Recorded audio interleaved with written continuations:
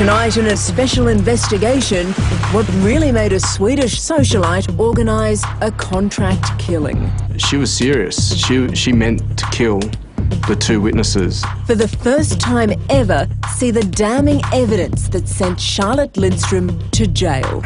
Swedish-born Sydney socialite and model Charlotte Lindström has been named as the mastermind in an alleged plot to kill two witnesses in a multi-million-dollar drugs trial.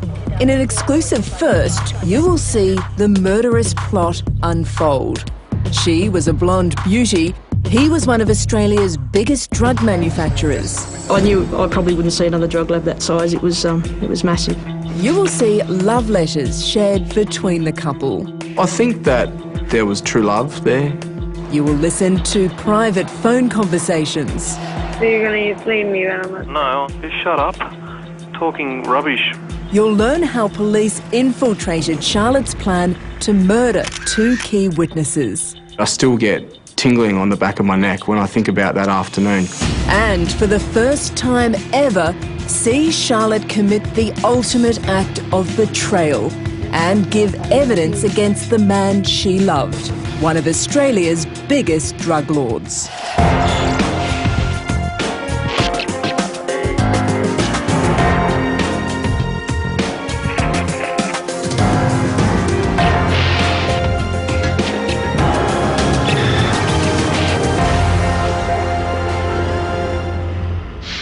This is a love story, but don't expect a happily ever after. Not when it entangles one of this country's biggest drug lords and his young lover. Blonde, beautiful and bloody-minded, prepared to calmly organise the execution of two innocent men. It's a soap opera-like saga spanning 7 years. Love letters, secretly recorded phone calls, an arrest on a crowded city street, jail sentences and betrayal. It's the story of Charlotte's Web. Charlotte Lindström hails from a middle-class suburb in Stockholm, Sweden. Her parents would later say she had no particular ambition, she just wanted to be special. When Charlotte was 19, she came to Australia with a group of school friends and met Stephen Spellavero, an older man by 18 years. Stephen and Charlotte's love story began when she was working on the door at a gentleman's club that Stephen owned. Charlotte had expensive tastes and Stephen funded her love of all things designer. Within months, the pair was living together in a waterfront suburb of Sydney. Then 2 years into their romance, Stephen Spellavero had made it onto the police radar, all because of a phone call, not to police, but to the fire brigade. Emergency police, fire or ambulance. The fire brigade is being called to an industrial estate in the Western Sydney suburb of Riverstone. Fire brigade then got a phone call on 000 from a male who said that he was at the premises and that the secretary had rung up mistakenly thinking that there was a fire and there actually wasn't. Fire, please. What state and town is the emergency? Cancelling a fire brigade. Police would later discover the mystery caller is Stephen Spellavero. The fire brigade told him, "No, sorry mate, we've got to come and have a look anyway. We've had a report of a fire." But Stephen Spellavero is not finished yet. He tries again to divert the fire brigade, this time with a fake blaze. Fire brigade, can I help you? Yes, I'd like to report a brush fire at Windsor Road. It's like a car or something. Okay. But it's too late. The fire brigade turned up and still fearing that there was a fire inside, they used some bolt cutters and cut through the padlock on the gate and then broke into the factory. No fire, but something Stephen Spellavero didn't want the fire brigade or police to ever see. And found what they believed to be a drug lab. And it was enormous. One of the most sophisticated, extensive setups police had ever seen. This is the actual police footage from the crime scene. Well, when I first walked in, I was shocked at the pure scale and the size of the equipment inside the laboratory. Large stainless steel vessel, another 300 litre pressure vessel. Those vessels would be used to mix the substances to make drugs. Working in the area of drug labs for so long, if we found a lab that had a 20 litre reaction flask, we were quite excited. We considered that to be a large lab. There were 300 litre stainless steel vessels and a large 780 litre vessel. Another 1,000 litre plastic drum, browny coloured liquid which looks like it has an oily scum on top.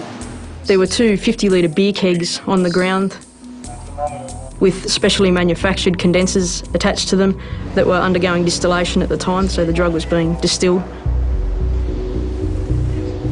But it's what police are about to find upstairs that will really surprise them. On the ground was some electric blankets covered in orange plastic. On top of the orange plastic was this brown powder, which turned out to be MDMA or ecstasy. There's about 6 kilos just laying there drying. The electric blankets were turned on. 6 kilograms of pure ecstasy. Bag after bag of drugs packed as evidence. 1.140 kilos. Police are far from over. In the room next to the orange plastic were 3 tablet presses. One of them had some powder in one of the hoppers, so it was ready to press some tablets out. This is where the ecstasy pills would be pressed and stamped. The whole process from taking the precursor chemical through to the final drug and leaving there as a marketable product on the street was all taking place within the lab. In the vessels downstairs, the drugs would be brewed. The ecstasy would be dried on the orange plastic before being fleshed out with other chemicals and pressed into a tablet form. And the amounts of drugs are massive. All up, police find 40 kilograms of pure ecstasy. That would be worth $127 million. I knew I probably wouldn't see another drug lab that size. It was massive. It takes police 2 days to package up all the evidence, including any clues. Police confiscate a pair of Louis Vuitton shoes and a gas mask. These items will later become crucial to the drug investigation, one of the biggest Australia has ever seen. Then police find a lease for the property. We also got in contact with a real estate agent in Riverstone who leased the premises, and he had told us that he had leased it to a company called K&M Machinery, and the signature of the leasee was John Walker. And it was a false address, and checks that we'd made on our own police computer system, John Walker, as far as we were concerned, did not exist. He didn't have a driver's licence, he didn't have a home address. So straight away I started to think that it was a false name. John Walker is an alias. It's not long before police get a tip-off. The man using the alias is in fact Stephen Spellavero. Over the next 12 months, detectives desperately try to get evidence on Stephen. They tap his phones, gather intelligence on him. They know where he's living and with whom. His lover, Charlotte Lindstrom. Detectives also go to a company that makes the equipment found in the lab to see if anyone can identify Stephen Spellavero as the drug lord. A number of workers at the machinery factory remember selling the same equipment that was in the drug lab to a man called John Matthews. John Matthews, or Stephen Spellavero, purchased that much equipment that he was actually added to the Christmas card list. Police show the witnesses a list of photos, asking them to pick John Matthews. They make their selection. They had identified Stephen Spellavero as the man they know as John Matthews. I knew I was probably getting close to being able to charge Stephen Spellavero with the lab at Riverstone.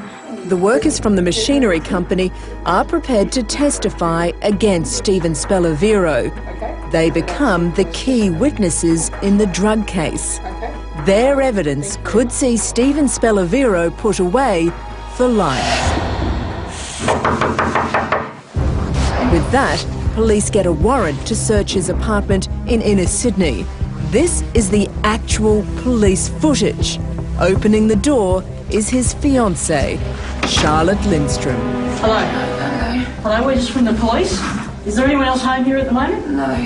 Do you mind if we just come in and have a quick look? No, I don't want you to come in. I have a search warrant for the premises, so we are going to come in and see if there are any other people home.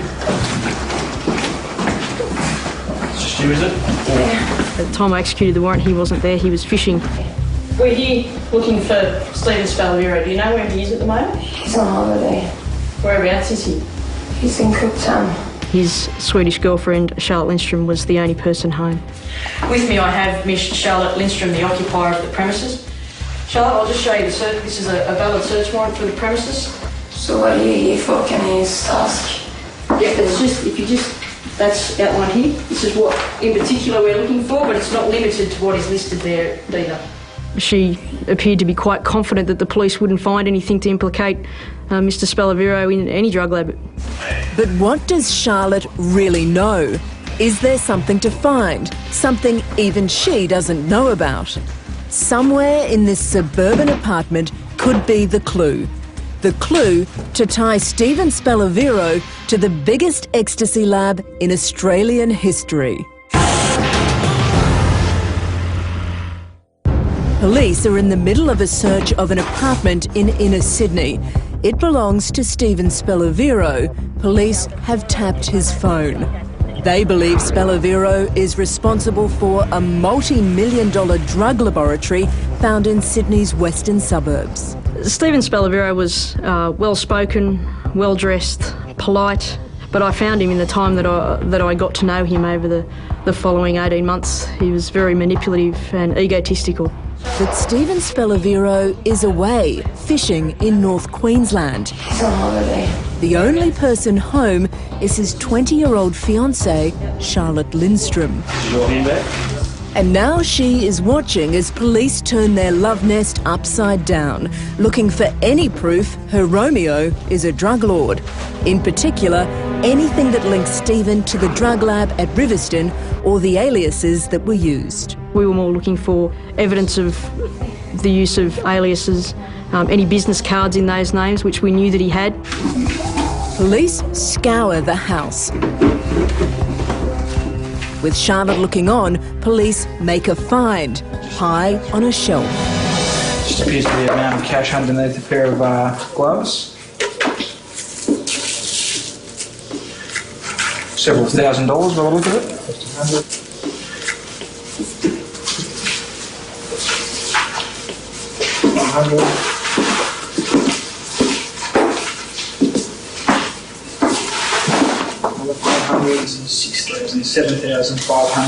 $7,700. But Stephen and Charlotte have expensive tastes. That could be just pocket money. Detectives continue to go through the house, moving into the bedroom, checking underneath the mattress. That's all right. Hang on. Right? Yeah. Try and just check the clamp. Everywhere police go, Charlotte follows, shadowing their search. No, I am not breaking the China. I don't know, just be careful with that because that's all. I thought you were worried about your shoes. Oh yeah, I'm worried about the shoes too. Then, under the television cabinet, a box. There's nothing inside, but the box itself is a find for police. Just for the record, this is a brown cardboard box just located by Detective Bennett in the cupboard here. The box is for a pair of size 9 Louis Vuitton men's shoes. And police have seen shoes like this before. Remember?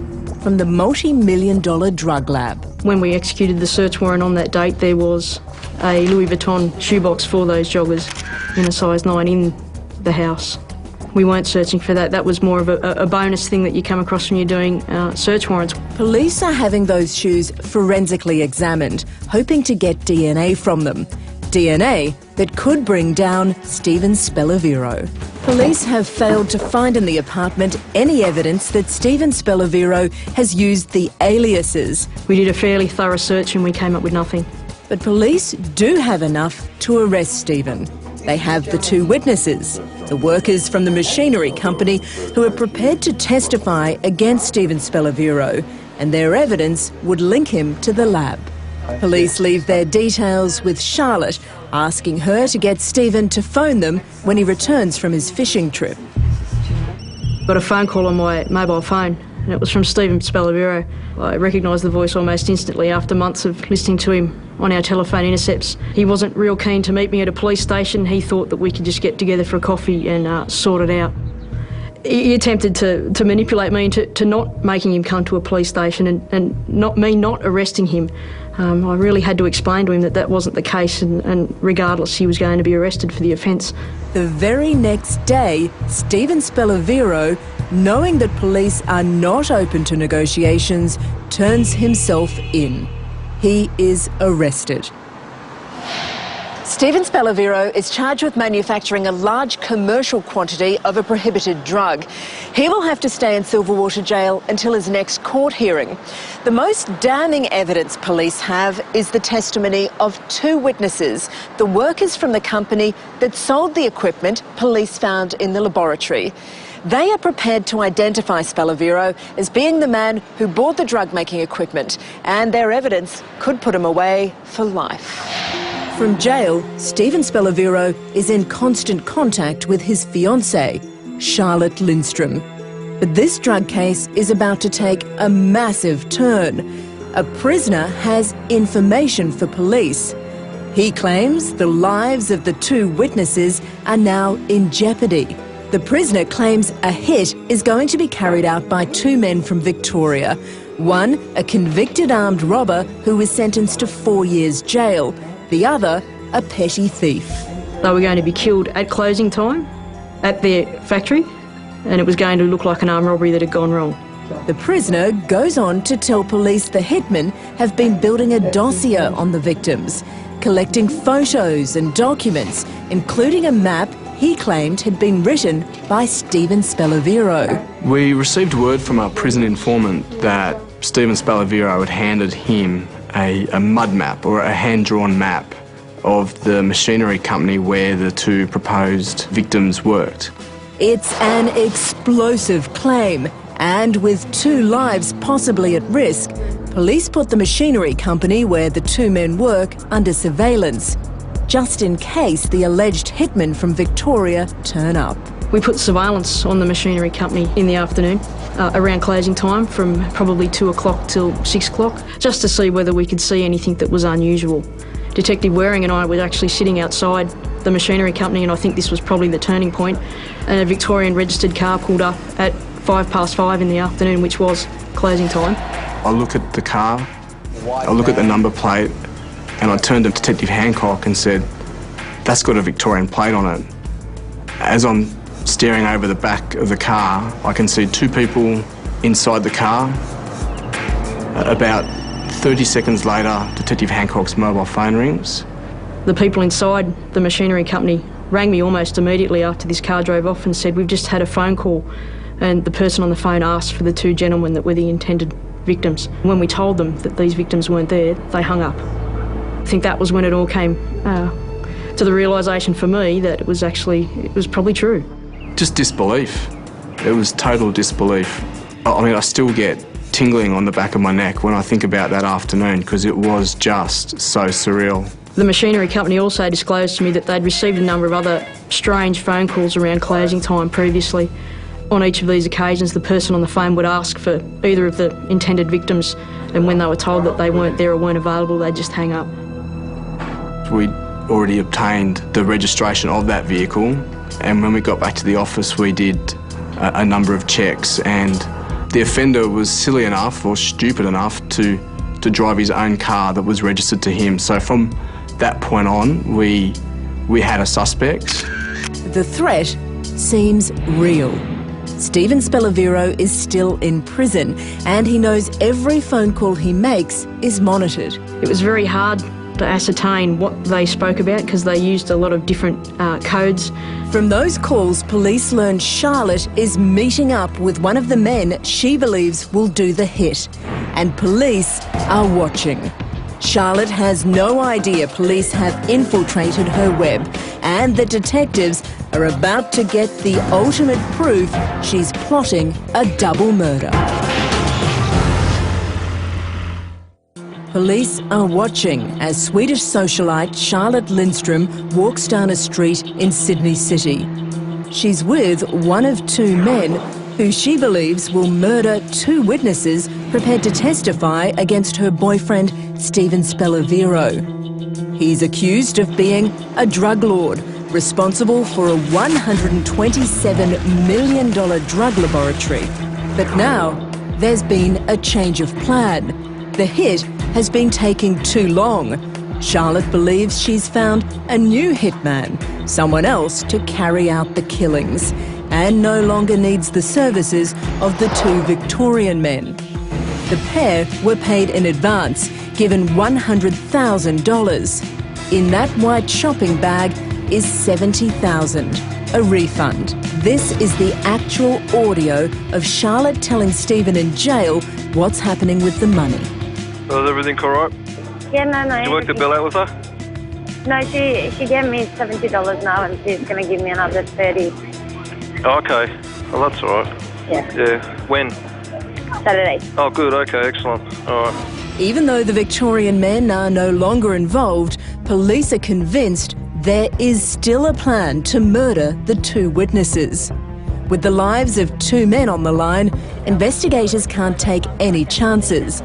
They keep listening to all the conversations, everything Charlotte says. Through her phone, we got a lot of information and coded messages from Stephen. It was very hard to ascertain what they spoke about because they used a lot of different codes. In one conversation submitted as evidence, Stephen and Charlotte talk about the solicitor, as they call him. Now that is one of the codes. Charlotte would later tell the court she believed solicitor meant hitman. If you need to see the solicitor, you're going to have to get everything ready, you know?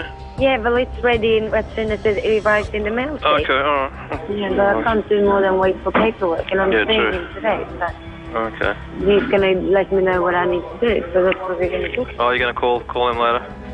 But without knowing for sure what codes the pair are using, it's still not enough for officers. Nothing had come out to say, I want them killed. For police to make an arrest, they need to be entirely sure. They must be patient. They listen to conversation after conversation, until finally this. Do you know, does he want these people in a hospital? Does he want them in a cemetery?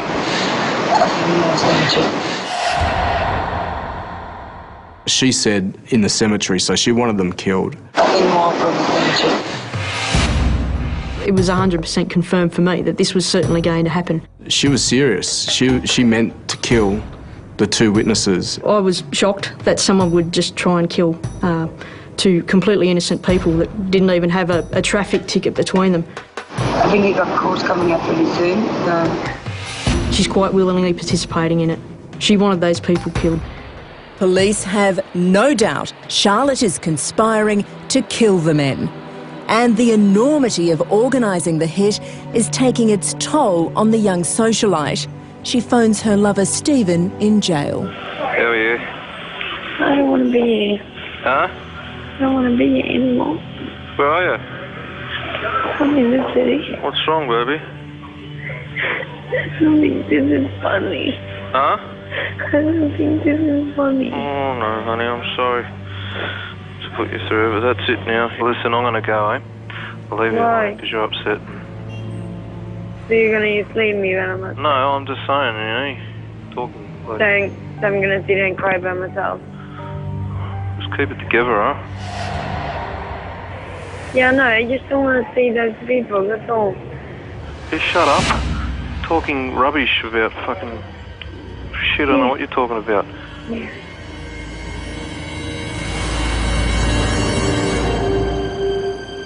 I'll speak to you later then, bye. Naive. She was very naive. Charlotte is clearly distraught. She has crossed the line. It's almost disbelief that it's occurring, that she's actually going to have these innocent people killed. Police have a plan. What happens in the next 24 hours will change Charlotte's life forever.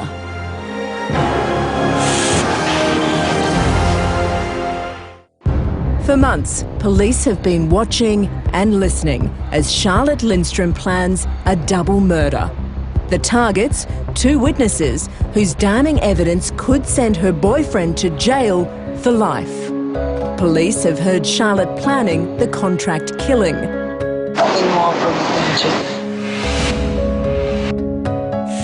Officers finally have all the evidence they need.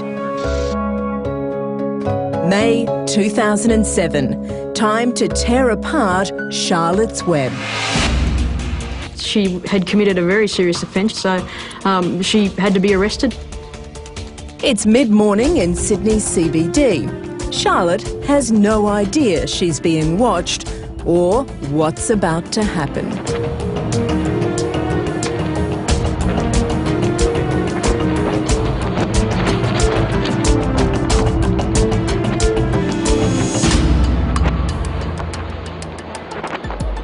Charlotte Lindstrom, arrested, handcuffed in broad daylight. The well-heeled Swedish beauty accused of organising a cold-blooded killing. 4 years after they first met, and Charlotte's blinded love and willingness to do anything for Stephen has led to her arrest. Back home in Sweden, her parents have no idea what's been going on. Charlotte didn't even tell them Stephen was in jail. Charlotte knew what would have happened. They never liked Stephen, and her parents would demand she come home. For love-struck Charlotte, that wasn't going to happen. She kept up the glamorous socialite facade, and just 1 week before her public arrest, Charlotte gloated to her mum about a new job in an upmarket restaurant. It was a journalist who told the Lindstroms their little girl had been arrested. With Charlotte in custody, police hit her fiancé Stephen Spelaviro's cell for any evidence linking him to the planned killings.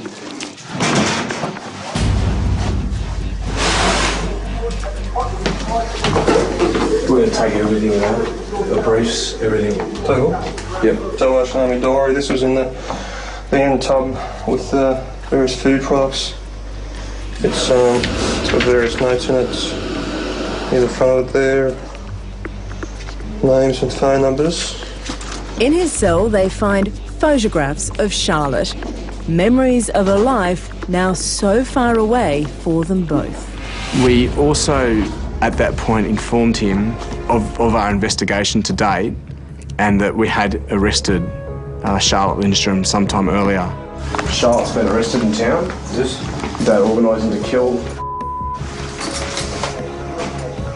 When was that? Today. Jeez. Myself and Detective Senior Constable Hancock, you already know her. We're going to speak to you later in the week, okay? Where all the evidence that we've got will be shown to you and you'll be charged for conspiracy or solicit to murder. Do you understand that? Has Charlotte been charged? Yes, she will be charged. Okay? While police finish up with Stephen in his cell, other detectives are with his girlfriend Charlotte. She's been searched at the police station, and now detectives have taken her back to the apartment she once shared with Stephen Spelaviro to search for any further evidence.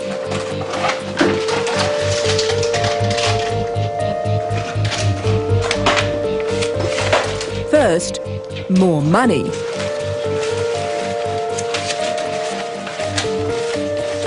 Appears to be $1,000. Next, the bedroom. There's a small notebook, top drawer, left-hand side of the cupboard. Not only are police looking for evidence that Charlotte was organising the contract kill, they're searching for anything that could still tie Stephen Spelaviro to the multi-million-dollar ecstasy lab. Charlotte is still watching on as police find a book. Under that, K&M, Kilo and Mike Engineering.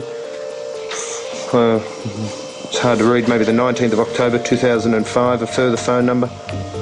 The name in the book is a match for the fake company name that Stephen Spelaviro used on the lease for the multi-million-dollar drug lab.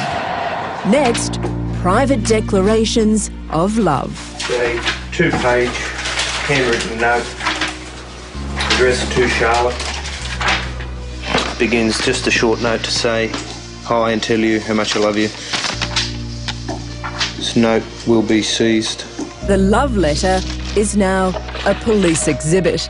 Charlotte has to sit and watch as police dissect her home and her love life.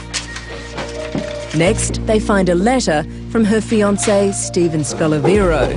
Writing of Lady Steve Spellavero.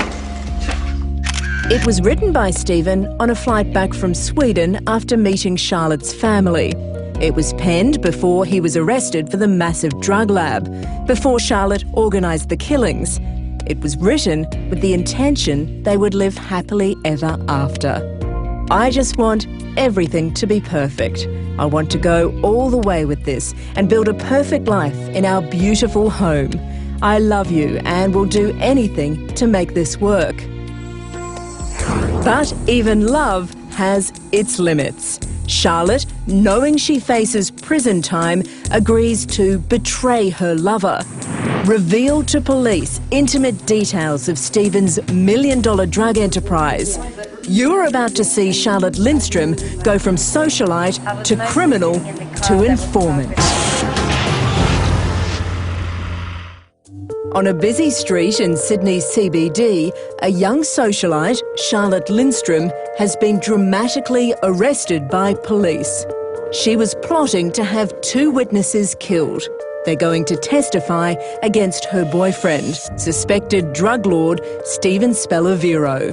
Charlotte pleads guilty and, while awaiting sentencing, is jailed. Her boyfriend Stephen and the 2 alleged contract killers from Melbourne are also charged with conspiring to kill the 2 witnesses. Stephen Spellavero and the 2 Victorian men plead not guilty and go to trial. The jury has played footage of Charlotte organising the contract kill and hears the phone conversations between Stephen and Charlotte. But Stephen maintains he was just trying to discredit the witnesses, dig up dirt on them, not have them killed. He is adamant Charlotte acted alone. A jury agrees. After 48 hours of deliberation, Stephen Spellavero and the 2 men from Melbourne are found not guilty of organising a contract killing. Spellavero's lawyer issues a statement that while Charlotte acted on her own, Stephen acknowledged she was motivated by love. But police are not finished yet. Stephen Spellavero is still accused of being a drug lord. There's still the matter of the multi-million-dollar drug lab. And they have damning new evidence to bring him down. Charlotte has committed the ultimate act of betrayal. She's done a deal with police to give evidence against her former lover in the hope of a lighter sentence. Charlotte will spill the beans on Stephen's massive drug operation and not just the ecstasy lab at Riverston. The assistance that she gave me and the statement that she gave me were brilliant and corroborated a large amount of evidence that I gathered in relation to the other drug labs that I ended up charging him with. Her memory and recollection of her time with Stephen Spellavero was spot on. I drove around Sydney with Miss Lindstrom in the car and took her to the addresses, and she explained where Mr Spellavero had certain things set up, what things looked like, what they were doing, what he was doing. Handcuffed, Charlotte takes police to a number of different sites that at one time had been used by Spellavero. Charlotte, what can you tell me about this factory that we're at here? Maybe 2 minutes I was inside because Steve just wanted to show me the place, but I believe that was after he was doing the drugs when they were cooking it out. But it was to this lab I was cooking the food for him. Oh, okay. You recognise this address here, Charlotte? Have you been here before? Yes, I recognise the game. So you would have walked through this way, is that true? And yet another clandestine drug lab location. I think it was some type of things going on around there as well. But, okay. And then I think the machinery was kind of in the area over here. Okay. What can you tell me about where Steve was going to set certain things up here? What he explained to you when he was here? Well, he was talking about that he was going to get a fan to get out because the air was really bad and they had to work with a closed door. Yeah. And then he was walking around in that section up there with the sort of Santa Claus singing around, and also over there, I believe. Okay. Swabbed the inside of the premises, and each of the premises had residue and traces of prohibited drugs on the walls and air conditioning vents, window sills. Because as you conduct the process, the chemicals bubble and evaporate and then come to rest on pieces of the furniture. So for me to take her there and for her to confirm that, and obviously offer to give evidence about her visits there with Steve, it allowed me to charge Spelavero with those extra labs. Every minute of footage is damning evidence against one of the biggest drug lords in Australia. Police are lining up all their evidence to bring down Stephen Spelavero. Charlotte's testimony, the evidence of the 2 witnesses that Charlotte was planning to have killed, and now a breakthrough, just when it couldn't get any worse for Stephen Spelavero. The fresh evidence that even he didn't see coming. Swedish model Charlotte Lindström is in jail. For her own safety, she's in special protection in a men's prison in Sydney, awaiting sentencing for soliciting the murder of 2 men.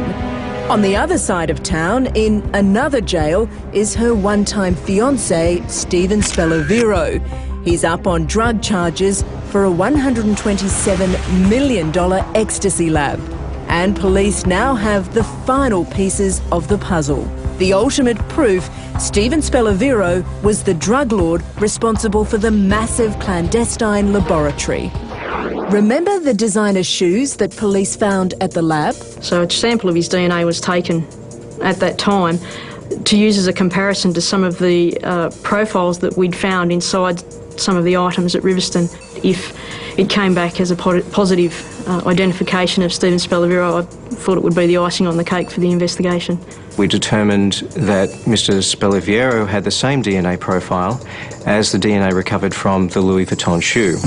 Police also tested the gas mask, which had Stephen Spalavero's DNA on the inside. We did a further analysis on that respirator as a result of the DNA being found, and in the filters attached to the outside of the respirator, we discovered that ecstasy was present in those filters.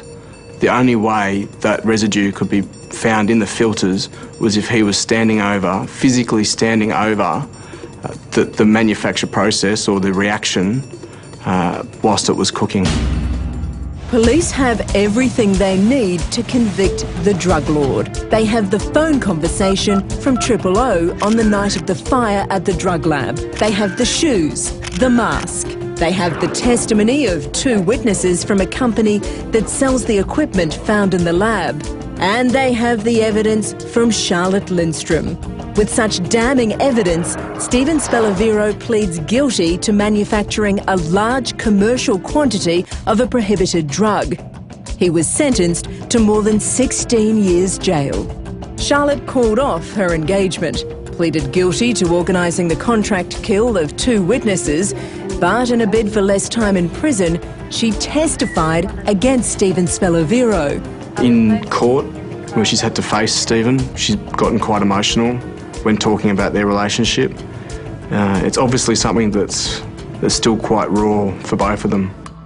Her giving evidence against him is the only time that she's had a chance to see him since she was arrested back in 2007. Charlotte also goes to court for her own sentencing for conspiring to kill 2 men. Today, a Supreme Court judge said there was no doubt she was acting under a form of duress and was being completely manipulated by her boyfriend. Justice Rothman said Lindström's state of mind at the time caused her to romanticise the relationship with her boyfriend. And because of that, she wasn't fully aware of the consequences of her actions. I don't think she could believe that she was in jail. She quite often complained about the conditions in jail, and on numerous occasions I had to explain to her that she actually was in prison and that she had tried to kill 2 people, just to bring her feet back down. She's just naive, young. She was easily distracted by Stephen Spelavero, and he took advantage of it. Miss Lindström has told us that she no longer has feelings for Stephen, and that she's received a couple of notes smuggled within the jail from him to her, which she's handed over to the police. And on those occasions, she said that she hasn't even read them. she doesn't want anything to do with him. Charlotte Lindstrom spent 3 years behind bars. Charlotte Lindstrom has been released from prison after serving 3 years. This is a spectacular story. Yeah, Charlotte's 25 now. She went into jail at 22. She's done 3 years. The family can't wait to have her back. Impressively, these are a very normal middle-class Swedish family, absolutely rocked by this. But they said it either destroys you or it makes you stronger. And her mother has rung Charlotte every day for the past 3 years in prison and got her through this. With her parents by her side, Charlotte went straight from prison to Sydney Airport and flew home to Sweden, still looking every bit the captivating socialite. They definitely, he definitely still has some feelings for her. And I think sometimes when she speaks about Stephen, she's reserved with her feelings. She took home to Sweden baggage that cannot be packed or checked. Charlotte carried with her a lifetime of lessons learned.